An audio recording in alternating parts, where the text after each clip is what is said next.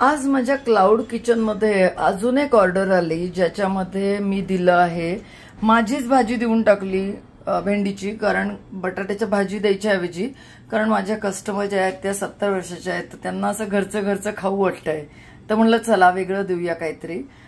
नंतर रोज बटाटा नको आणि मेथीची भाजी दिली, गाजराची कोशिंबीर दिली आणि ही आहे कैरीची चटणी.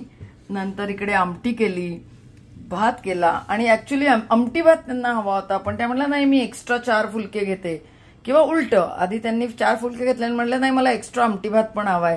तर अशी आहे माझी आजची ऑर्डर. आणि असं झालंय फायनल पॅकिंग. त्यांचा फीडबॅक आला, अन्नदाता सुखी भव. क्लाउड किचन म्हणजे तुम्हाला जर एखाद्या दिवशी घरच्या चवीचं खावंसं वाटलं तर तुम्ही मला त्या दिवशीचा जो मेनू आहे तो समजून घेऊन त्याप्रमाणे ऑर्डर देऊ शकता.